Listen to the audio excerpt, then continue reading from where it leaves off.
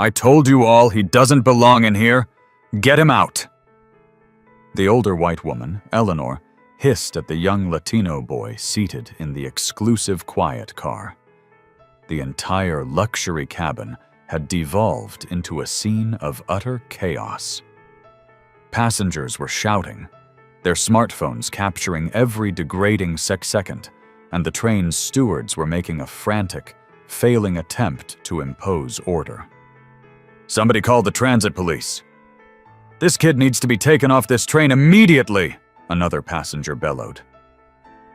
Soon, uniformed transit officers arrived, their expressions grim, ready to remove the young boy. Little Leo Vance, the boy, looked up through a film of tears at the distorted, angry faces looming over him. He was drowning in a sea of confusion and terror, unable to comprehend how his calm, solitary trip to New York City had morphed into this waking nightmare. His innocent, dark eyes, wide with bewilderment, pleaded with the hostile crowd. He whispered the most gut-wrenching words imaginable. I didn't do anything, I promise. But something shifted in less than 10 minutes. The same woman who had orchestrated this child's public humiliation would soon be on her knees, begging for a mercy she did not deserve when she finally grasped the catastrophic scale of her mistake. If you believe that truth must always conquer prejudice, make sure you hit that subscribe button, type "justice" in the comments, and tell us where you're watching from, because this story is about to take a turn so shocking it will redefine your concept of karma. This is the story of how one woman's bigotry and a calculated, desperate attempt to frame an innocent child resulted in the most breathtaking downfall you will ever see. But to understand the pandemonium in that train car, we need to rewind the clock by 3 hours to when this journey began as just another high-tech commute from Chicago to New York in the year 2035. Leo Vance. This wasn't just any 11-year-old. Leo lived in a secure penthouse overlooking Lake Michigan, and as he walked through the station, dressed in a simple, dark hoodie and jeans, he looked like any other child traveling to see family. But Leo was traveling entirely by himself, and he carried something truly extraordinary. While other kids his age were lost in holographic games or streaming movies, Leo was quietly manipulating complex quantum entanglement simulations on his tablet. We're talking about theoretical physics problems that would baffle postdoctoral researchers at MIT and Caltech. This wasn't just a gifted kid with a fancy gadget. This was a documented prodigy whose insights into quantum mechanics had astonished the world's top physicists. You see, Leo wasn't just taking the high-speed maglev train to New York for a visit. He was the son of Julian Vance, the enigmatic billionaire founder and CEO of Vance Industries, the world's most influential AI and robotics firm. But more importantly, Leo was about to become the youngest person in history to deliver a keynote address at the Global AI Symposium. At his young age, he was poised to present a theory that could revolutionize computing and reshape the future of technology. As Leo settled into his premium seat in the quiet car, 1A, he pulled out his custom-built tablet and resumed his work, completely absorbed in the elegant dance of quantum data. He was humble, focused, and utterly oblivious to the storm gathering around him. He had no idea that in just a few short hours, his deep love for the immutable laws of physics would be the only anchor keeping him sane during the most horrific ordeal of his young life. But Leo wasn't the only passenger with a defining backstory that day. Enter Eleanor Finch, a 50-year-old woman whose life was silently imploding. Eleanor had once been a moderately respected art curator, but now her high-end Chicago gallery was on the verge of bankruptcy. Her reputation was in tatters after several high-profile acquisitions were exposed as fakes. Her career was hanging by a single, fraying thread, and she was consumed by a quiet desperation to save herself. That's why she was on this train to New York, to attend a make-or-break auction where she planned to use a combination of guile and deception to acquire a painting she hoped would salvage her career. But here is what made Eleanor exceptionally dangerous. She carried two devices: her sleek, professional datapad for work and an untraceable prepaid burner slate that she kept for what she euphemistically called discreet acquisitions. This wasn't just caution. It was a testament to her morally flexible character. Eleanor harbored deeply ingrained prejudices about what she considered the correct social hierarchy, believing that certain people were inherently entitled to privilege while others were not. As Eleanor boarded the quiet car and saw Leo, a young Latino boy, sitting comfortably in a seat she coveted, every bitter prejudice she held began to curdle within her. In her warped worldview, there was simply no legitimate way that boy belonged there. But they weren't the only people on that train whose destinies were about to intertwine. Aiden Lee was the first-class steward assigned to the quiet car. Unlike the jaded service workers you might expect, Aiden was a genuinely compassionate man who believed in treating every passenger with equal dignity and respect, regardless of their age, appearance, or background. He would soon be forced into the unenviable position of defending a child from the very adults he was meant to serve. In seat 3C sat a woman named Eva Rostova. To the casual observer, she appeared to be just another passenger, dressed in sharp business attire, reading a financial report. But Eva was actually the train's undercover head of security, a highly trained operative responsible for observing everything and intervening in any threat to the train or its passengers. She had no idea she was about to witness a calculated crime unfold before her very eyes.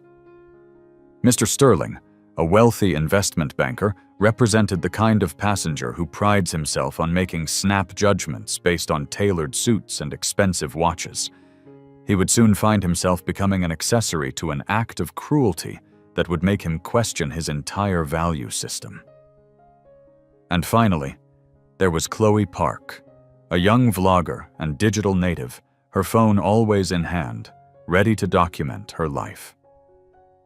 She started the journey as a disinterested observer, but she was about to capture footage that would expose a lie and ignite a global movement. As the Midnight Comet maglev train prepared to accelerate out of Chicago that morning, none of these individuals knew they were about to become key players in a story that would lay bare the ugliest aspects of human nature, and ultimately demonstrate that truth and justice can sometimes prevail over ignorance and hate with the force of a tidal wave. But the real drama was set to begin when Eleanor Finch decided that an 11-year-old boy did not belong in her world. Eleanor marched directly to Leo's seat and stood over him, her shadow falling across his quantum physics equations like a malevolent omen. Her voice was sharp and accusatory, dripping with the kind of entitled arrogance that festers from a lifetime of unearned privilege. "Excuse me, that's my seat. You need to move. Your ticket is probably for the coach section." Leo looked up from his tablet. Remember, this was an 11-year-old grappling with concepts that defined the very fabric of reality, and he politely held up his digital ticket on his screen. "Ma'am, my ticket says seat 1A. This is 1A. But Eleanor wasn't interested in data. She wasn't interested in digital tickets or train line policies or fundamental human decency. Her prejudiced mind had already convicted this child of trespassing in a space she felt was exclusively hers, and she was determined to make a public spectacle of it. "I don't care what that little screen says," she snapped, her voice rising in pitch, causing other passengers to glance up from their own screens. "Children like you don't travel in the quiet car. I'm an important art curator on my way to a major acquisition. I deserve this space more than some unsupervised kid." That's when Aiden Lee, the first-class steward, intervened. Remember, Aiden was one of the good ones, a compassionate professional who valued fairness. "Ma'am, I can assure you I checked his reservation myself when he boarded. The young man's ticket is perfectly valid." But Eleanor was only warming up. The prejudiced insinuations that followed were so venomous, so laden with hateful undertones, that they were difficult to witness. "This is absurd," she seethed, her face flushing with a blotchy red anger. "Check whose credit was used. Call his parents. There is no way his family could afford this. He probably scammed his way on." Leo began to shrink in his seat, not from guilt, but from a growing sense of confusion and pain.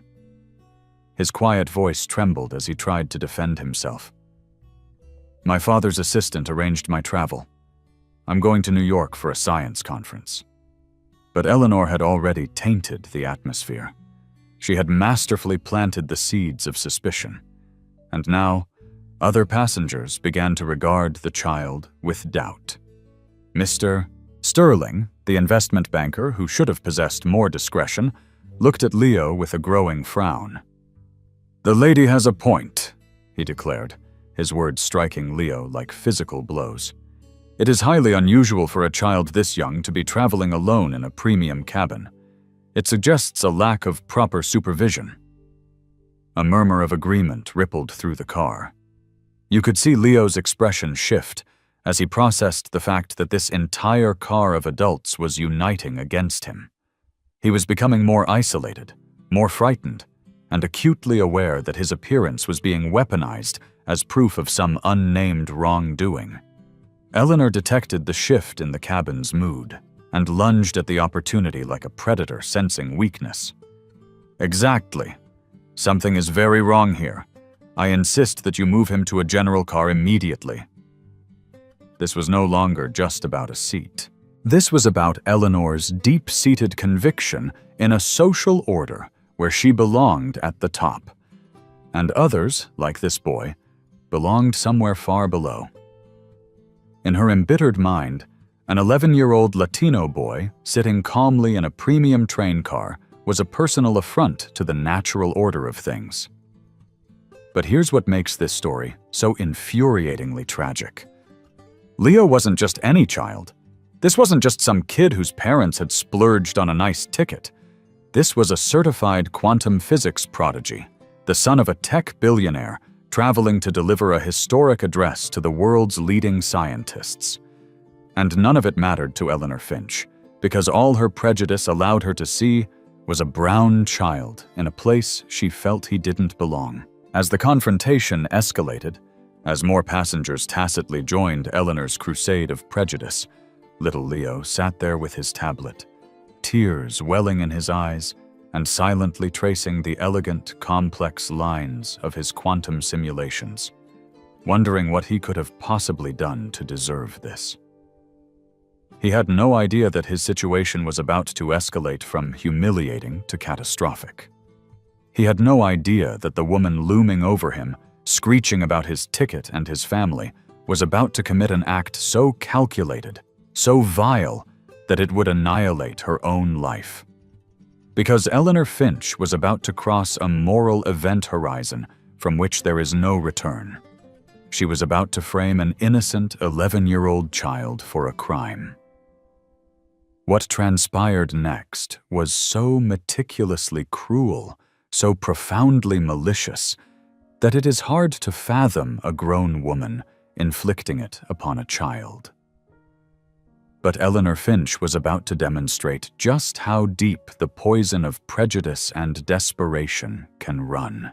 Frustrated that Aiden, the steward, continued to gently but firmly defend Leo's right to his seat, Eleanor knew she needed to change her tactics. She excused herself to the lavatory, telling a nearby passenger that she just needed a moment to calm her nerves. But this had nothing to do with calming herself. This was about plotting her assault. Inside the sterile confines of the lavatory, Eleanor retrieved her second device, that untraceable burner slate she carried.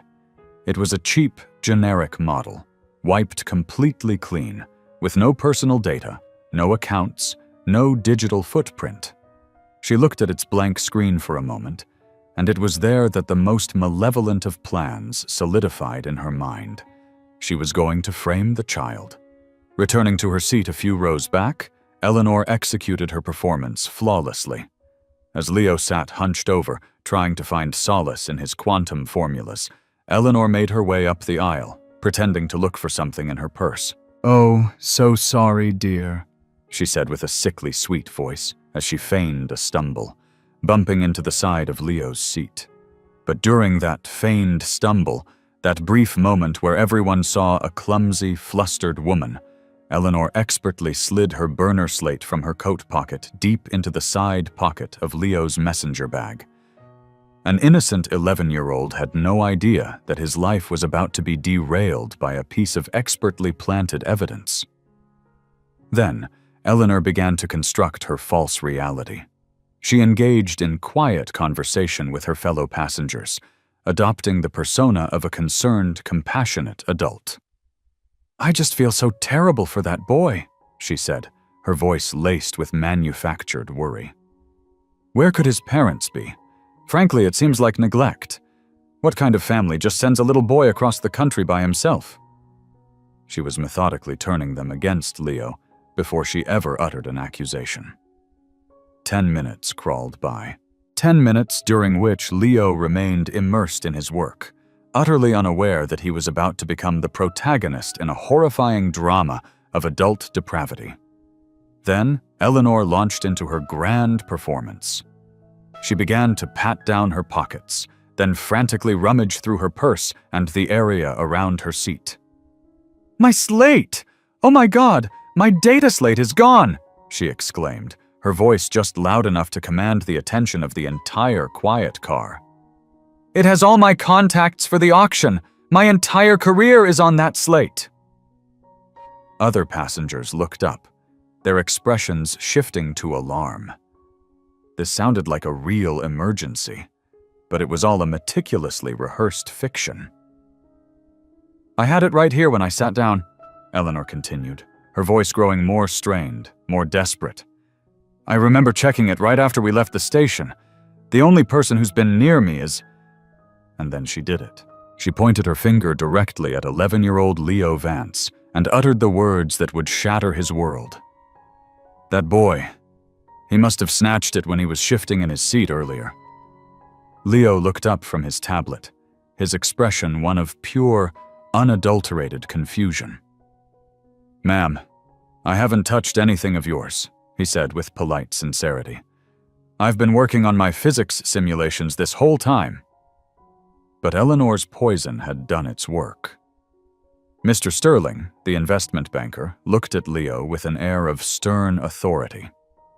"Son, perhaps you picked it up by mistake. Children sometimes grab shiny things without realizing it." Even Chloe Park, the vlogger, began to doubt the child. "Maybe you should just check your bag to be sure," she suggested, her phone already subtly angled to capture the interaction. The most crushing moment came when even Aiden, the steward who had defended Leo, looked at him with concerned, troubled eyes. "Leo, could you please just check your bag for us?" he asked gently. "You must comprehend the gravity of this moment. This 11-year-old boy had done absolutely nothing wrong. He had been quietly engaged in work that was advancing human knowledge, and now an entire train car of adults was treating him like a common thief." With tears clouding his vision, Leo unzipped his messenger bag, and at that exact moment, Eleanor's planted evidence made its dramatic appearance. Her burner slate tumbled out and fell to the carpeted floor with a soft thud that echoed like a thunderclap in the silent car. The silence hung in the air for a single, pregnant second. Then Eleanor exploded. There it is! He did steal it! I knew it! Thief! She shrieked at the top of her lungs, pointing at Leo as if he were a violent criminal caught in the act. The passenger outrage was instantaneous and overwhelming. "I can't believe it," one passenger gasped. "He looked so innocent," said another. "This is exactly what I was talking about. They start so young these days. Call security right now." The mob had found its victim. An entire train car of supposedly rational adults had turned on an innocent 11-year-old, convinced by planted evidence and simmering prejudice. Leo's world imploded. This brilliant young mind, this quantum physics prodigy, who should have been dreaming of his upcoming triumph, dissolved completely. He began to sob, his small body shaking with uncontrollable convulsions. "I didn't take it, I promise," he pleaded through his tears. "I don't know how it got there. I would never ever steal." But nobody believed him. Not a single adult in that car stood up for the child. They had all been masterfully manipulated by Eleanor's calculated bigotry, and now an innocent boy was bearing the full weight of their collective failure. What Leo didn't know, what none of them knew, was that someone had been watching the entire scene with professional, analytical detachment. Someone who had seen exactly what Eleanor had done. And in a matter of minutes, that person was going to expose the truth in the most conclusive way imaginable. But first, things were about to get unimaginably worse for little Leo Vance. Is it ever acceptable to prejudge someone, even if your gut feeling seems strong? What do you think fuels this kind of mob mentality, where a crowd turns on an individual so quickly? Share your thoughts.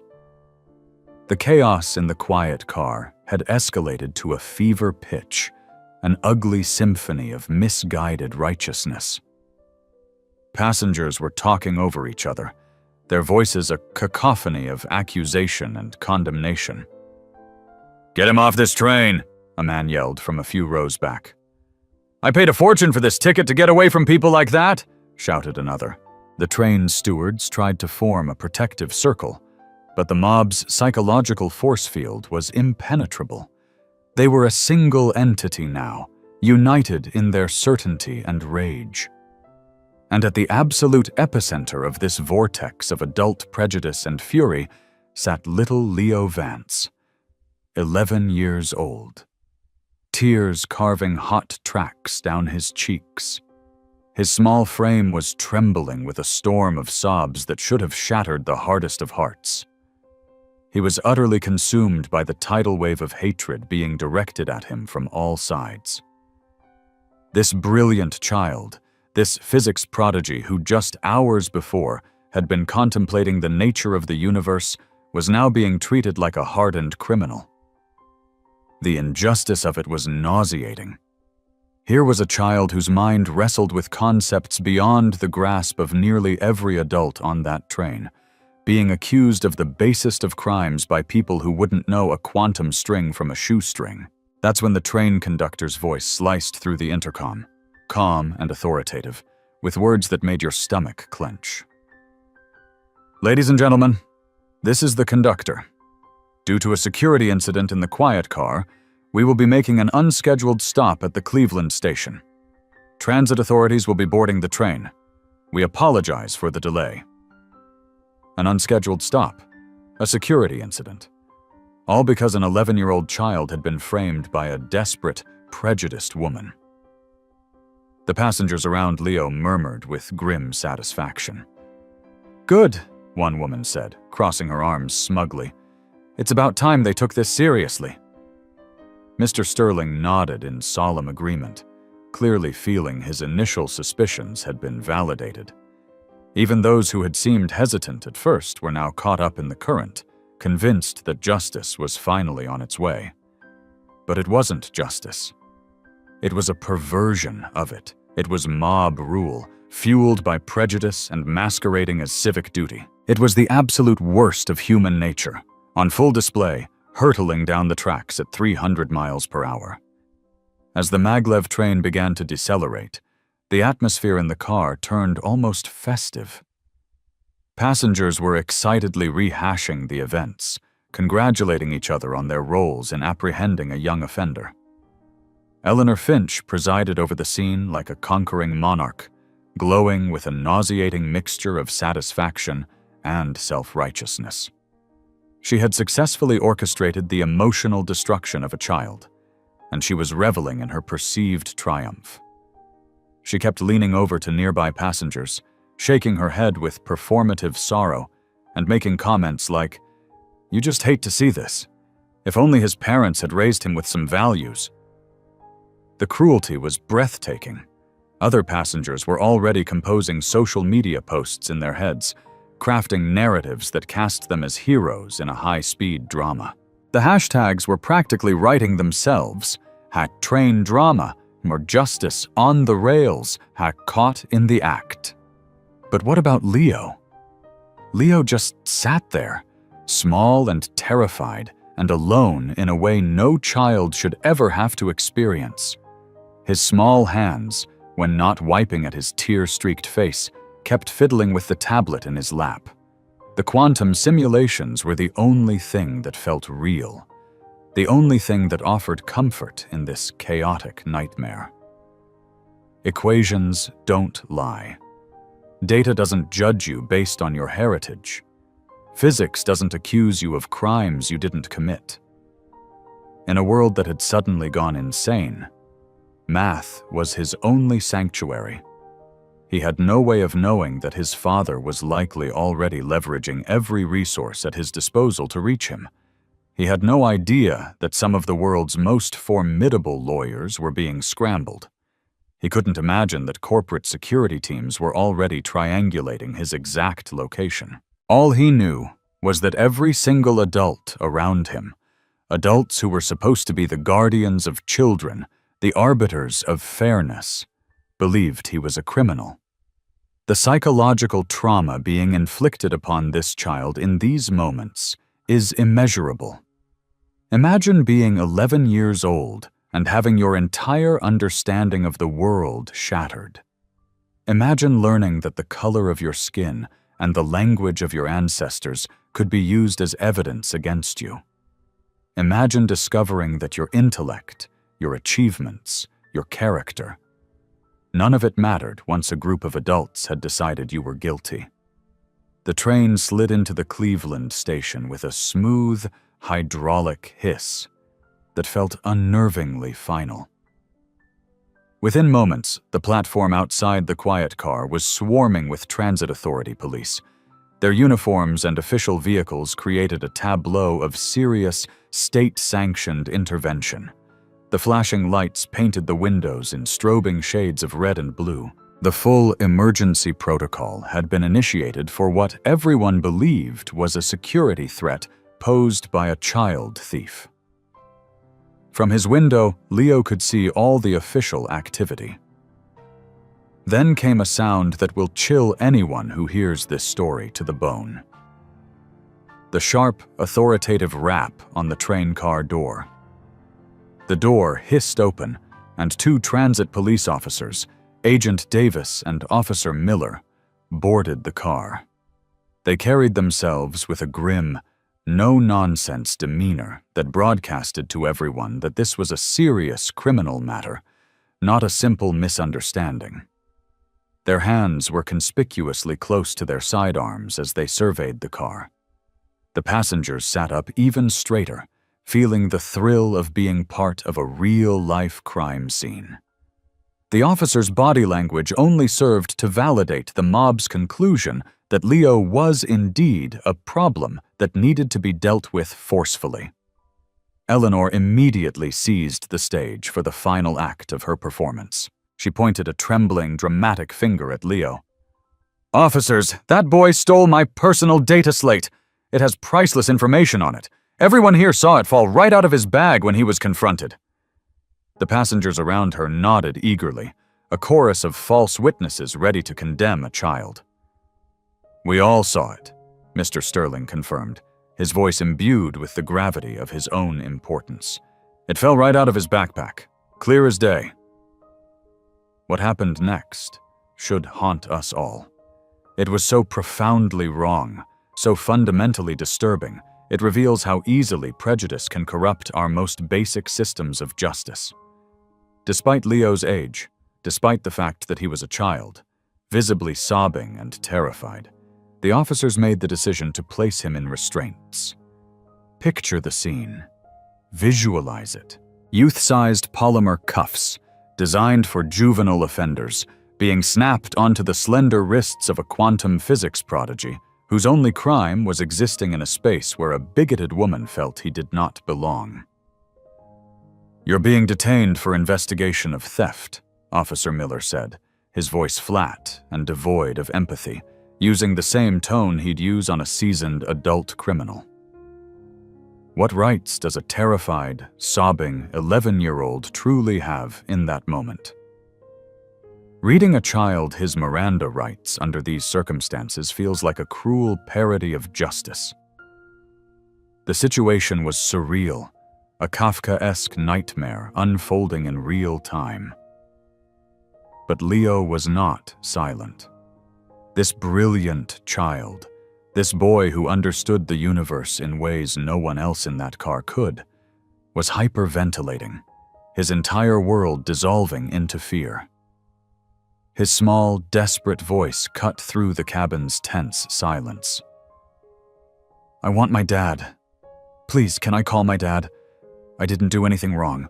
Please, just call my father." The raw, primal desperation in his voice, the instinctual cry of a terrified child for his parent, should have given every adult on that train pause. The sight of a small boy in cuffs, weeping and pleading for his father, should have activated a basic, protective human instinct.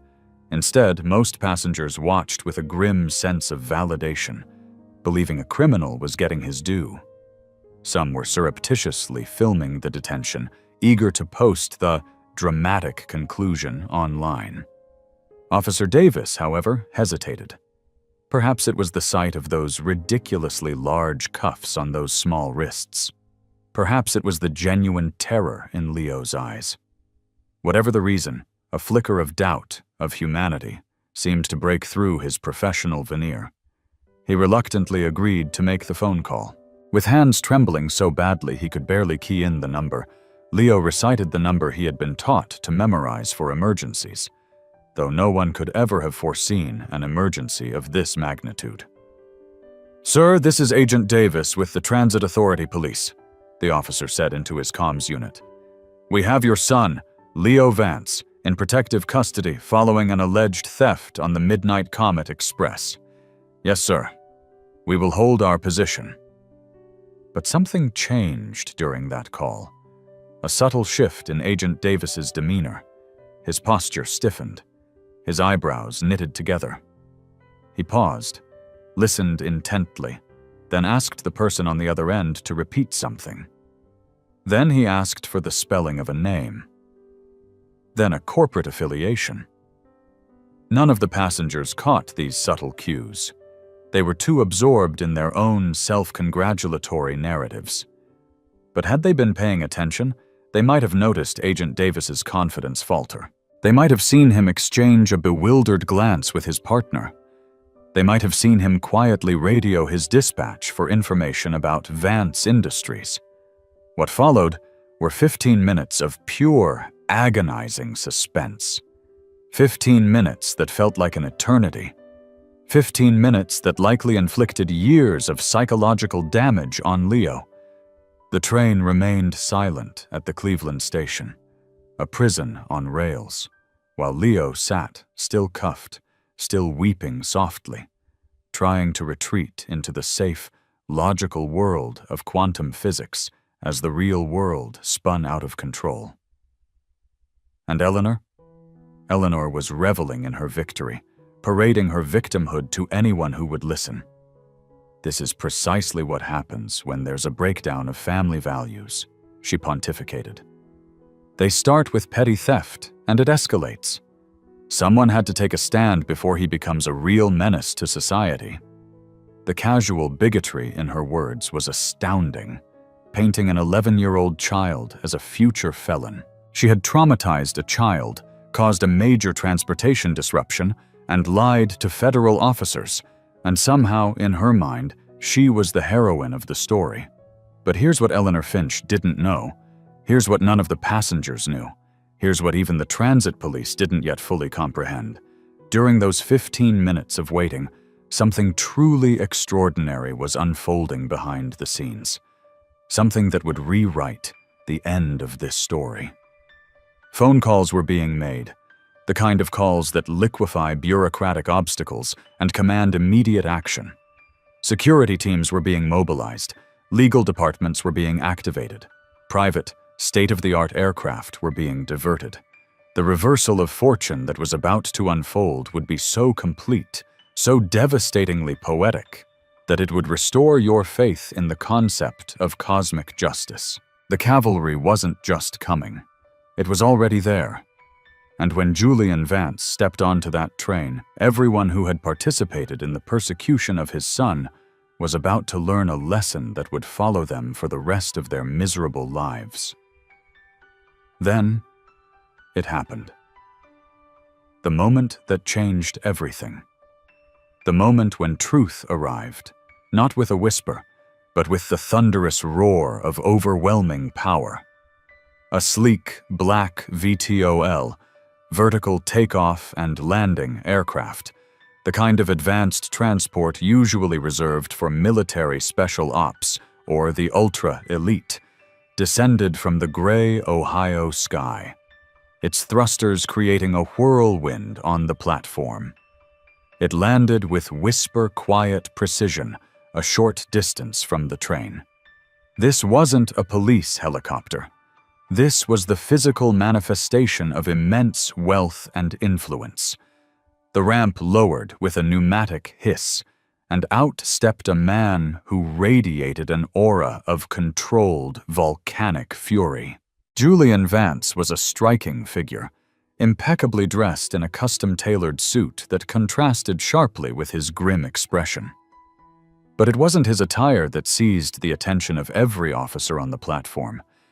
It was his sheer presence. This was a man who didn't enter rooms. He took command of them. A man whose decisions shaped the future of technology and influenced global economies. And at this moment, every iota of that formidable power was laser-focused on one singular purpose: his son. Following him down the ramp was a team of stone-faced professionals who moved with the quiet efficiency of a Tier 1 security detail, along with 2 lawyers in sharp suits carrying briefcases that practically hummed with legal authority. These weren't just employees. These were the world-class fixers and enforcers that billions of dollars could buy. The footsteps that echoed down the platform this time were different. They weren't the heavy, plodding steps of police officers. These were the determined, rhythmic strides of a man who owned the very ground they were walking on. When Julian Vance stepped onto that train car, the atmosphere inside instantly crackled and changed. The low murmur of passenger conversations died. The transit cops, Agent Davis and Officer Miller, stood at attention, a subconscious reaction to the arrival of a superior authority. His voice, when he finally spoke, was not loud, but it resonated with a cold, hard power that made the air vibrate. "Officers, I'm Julian Vance. You have my son in restraints." The name Vance hung in the air. For a moment, the passengers just saw a rich, powerful man claiming the young thief as his son. But Eleanor Finch heard that name, and you could physically watch her entire world disintegrate. The color fled from her face, replaced by a ghastly, sallow pallor. Her jaw went slack. Her eyes widened in abject terror. Mr. Vance?" she stammered, her voice a strangled whisper. "As in, Vance Industries?" She couldn't process it. The magnitude of her blunder hit her with the force of a physical blow. The quiet little boy she had tormented, humiliated, and criminally framed was not just some random child. He was the son of her new landlord, the son of the man whose company had just acquired the building her gallery was in. More than that, he was the son of a titan of industry, a man who could crush her already failing life into dust with a single, dismissive thought. Mr. Sterling, the investment banker who had been so quick to pass judgment, let out an audible gasp as the connections clicked into place in his mind. My God, that's Julian Vance. He owns half of Chicago's tech sector and this entire rail line. The effect rippled through the car like a shockwave. Passengers who had been so self-assured in their righteous mob were now desperately trying to become invisible. People who had been recording the scene frantically deleted the footage, realizing with dawning horror that they had gleefully documented themselves participating in the abuse of a billionaire's child prodigy. But the real bombshell was yet to be detonated. It was delivered with a precision that was almost theatrical in its perfection. The quiet passenger in seat 3C, the woman who had been silently observing the entire drama, stood up. Eva Rostova had been so unassuming that the other passengers had barely registered her presence. Now she reached into her jacket and produced a set of credentials that made Agent Davis's eyes nearly pop out of their sockets. Captain Eva Rostova, head of security for the Midnight Comet Rail Line, she announced, her voice calm, but carrying the unmistakable weight of absolute authority. I've had this entire car under full surveillance since we departed Chicago. I need to inform you all that I have witnessed the commission of a serious felony. The car became so silent you could hear the faint hum of the train's auxiliary power. Every single eye was locked on Captain Rostova as she continued, her gaze landing on Eleanor Finch like a targeting laser. "Ma'am," she said, looking directly at Eleanor, "I have multi-angle, high-definition video of you planting your burner slate in that child's messenger bag." Eleanor's face contorted in a mask of panicked denial. Her legs looked like they might give out. The intricate web of lies she had spun, the public performance she had perfected, the mob she had incited, all of it was being unraveled by an unimpeachable witness with incontrovertible proof. Captain Rostova held up her own datapad. On the screen was crystal clear footage from a hidden camera, showing Eleanor's accidental stumble in perfect detail. But from this angle, it was no accident. You could clearly see her hand dip into her coat, remove the slate, and expertly slide it into Leo's bag. You could see the deliberate, calculated nature of the act. "Here is the footage of you committing the act," Captain Rostova announced, showing the screen to the stunned transit police. "I have the entire event documented from the moment you began harassing the child to the moment you made your false accusation." Eleanor's world was in a full, uncontrolled death spiral. Desperation fueled a final, hysterical outburst. "That's not real! It's fabricated! He stole my slate! You're all conspiring against me!" But Captain Rostova was just getting started. She was now dismantling Eleanor's lies with the cold precision of a demolitions expert. "Furthermore," she continued, "your priceless slate was forensically scanned the moment it was retrieved. It was factory wiped 72 hours ago. It contains no contacts, no personal data, no auction information, no usage history. It's a clean burner, purchased for cash at a bodega 2 days ago. This was not a spontaneous accusation. This was premeditated felony fraud." The evidence was irrefutable. Eleanor had been caught by the very system she had tried to manipulate. Her racist, desperate scheme had been documented from start to finish by the most credible witness imaginable. But Julian Vance was not about to let his security chief have the last word. His voice boomed through the cabin, dripping with cold fury. "Let me be crystal clear so that every person on this train understands what has happened here," he began, his words carrying the weight of his immense power. "My son, Leo Vance, is a quantum physics prodigy. He is 11 years old.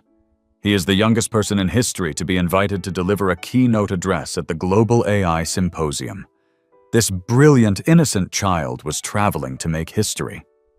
And instead, he has been terrorized, traumatized, and criminally framed by adults who judged him based on the color of his skin and the language of his ancestors." The words struck the passengers like physical blows, forcing them to confront the grotesque reality of their actions. They hadn't helped catch a thief. They had participated in the persecution of a child genius whose potential dwarfed their own meager accomplishments.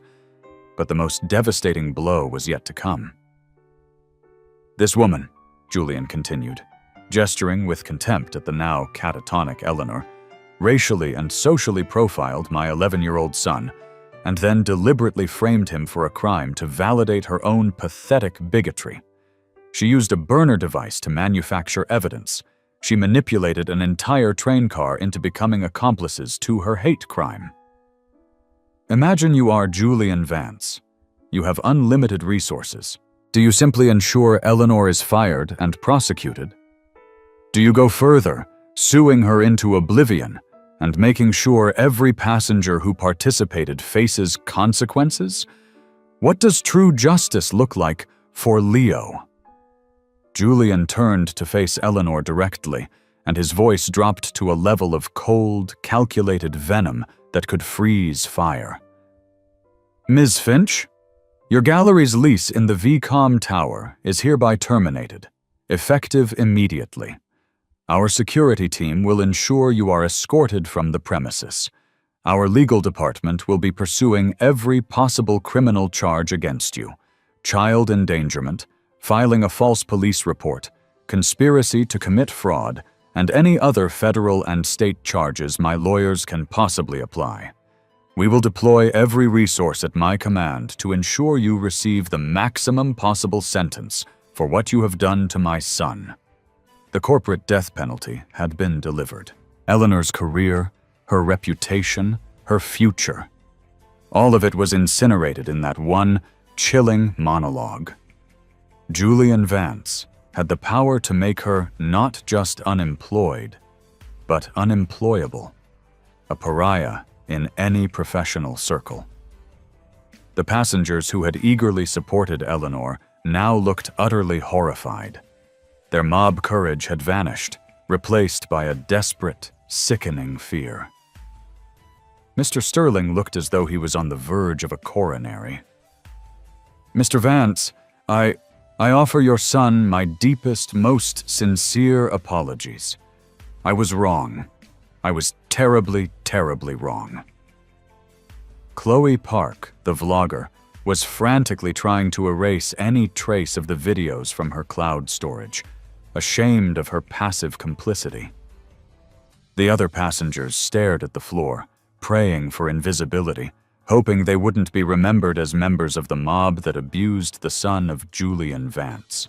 But the most powerful moment, the one that redeemed the entire ugly affair, came when Officer Miller, his face a mask of regret, unlocked the cuffs from Leo's small wrists. Julian swept his son into a fierce, protective embrace. His voice, which had been a weapon of corporate warfare, softened to a warm, gentle murmur. "I am so proud of you, Leo. You handled yourself with more dignity than every adult in this car combined. You showed them exactly who you are." Leo, still emotional, but finally safe in the fortress of his father's arms, looked up, his innocent eyes having witnessed far too much ugliness for one day. "I was just trying to work on my equations and get to New York, Dad. I don't understand why that lady wanted to hurt me." Those words, "I don't understand why she wanted to hurt me," spoken by a boy who could grasp the complexities of the universe, but not the simple, ugly irrationality of adult prejudice, were perhaps the most powerful and heartbreaking indictment of the entire event. They perfectly captured the innocence that had been assaulted and the simple humanity that all the adults on that train had momentarily lost. The scene had been transformed. What began as a mob persecuting a child thief was now exposed as the prejudiced framing of a boy genius.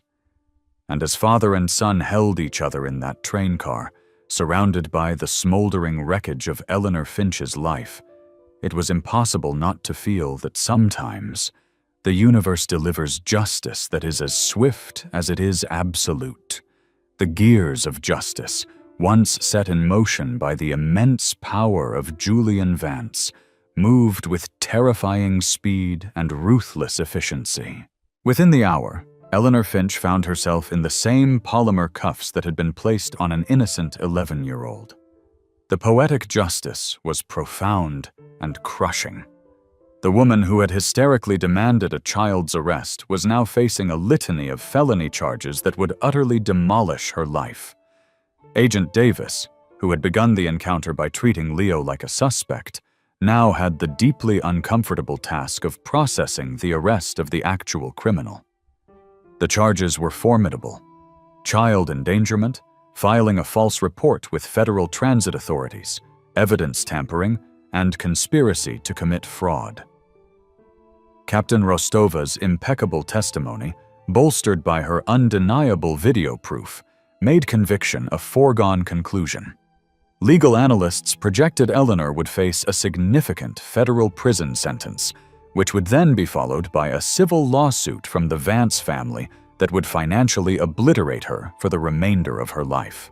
But her legal downfall was only the beginning of her public annihilation. What happened next ensured that Eleanor Finch's name would become a permanent global shorthand for racist entitlement and moral bankruptcy. Captain Rostova's surveillance footage did not remain an internal security asset for long. Within hours, under the advisement of Vance Industries' PR team, a redacted version was officially released to the media. The headline that rocketed around the globe was as simple as it was devastating. Art curator frames 11-year-old physics prodigy on train, learns he's the son of the billionaire who owns the rail line. The video became a cultural phenomenon, achieving a level of virality that broke internet records. Twitter, TikTok, Meta, every platform was inundated with the clip of Eleanor planting the slate, followed by her prejudiced tirade, her crocodile tears, and the final glorious scene of Julian Vance's arrival. The hashtag #HatJustice for Leo trended globally in over 50 languages within hours, amassing billions of impressions from people expressing their incandescent outrage. The story transcended social media, dominating every major news network.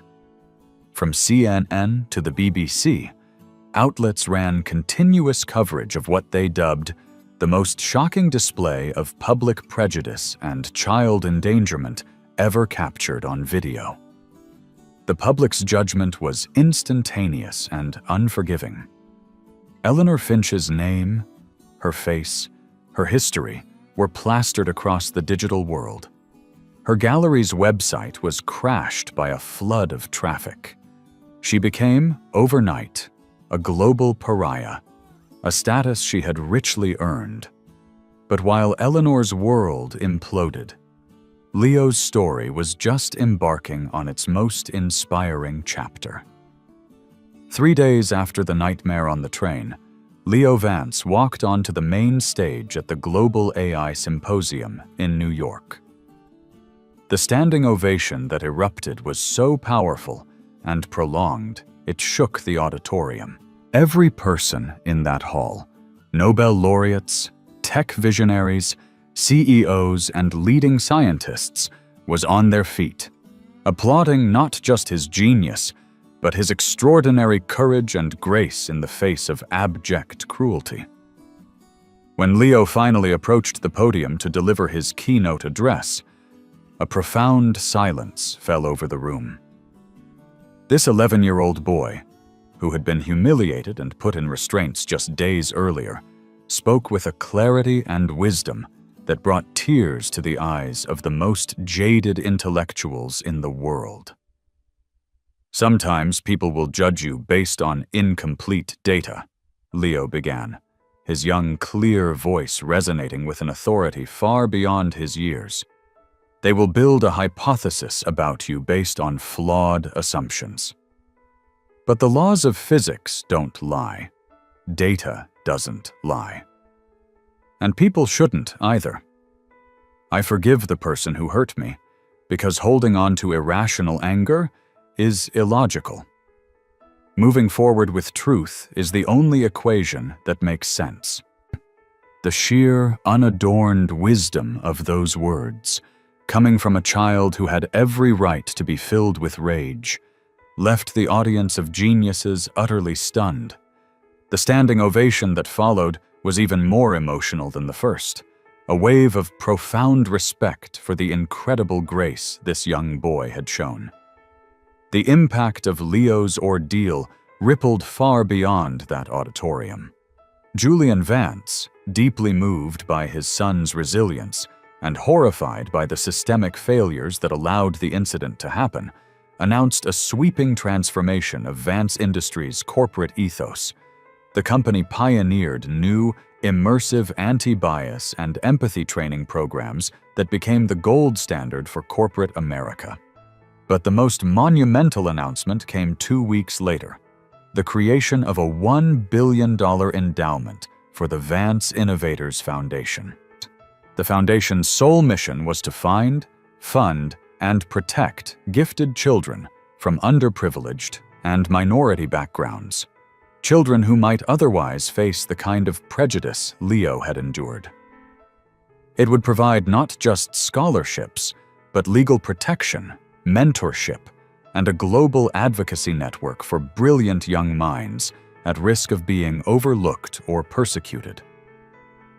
The chain reaction was extraordinary. Eleanor Finch's vile actions had, ironically, triggered a national and global dialogue about prejudice.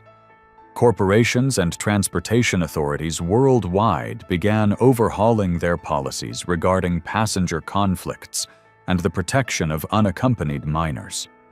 Legislation was introduced in Congress to strengthen the rights of young travelers.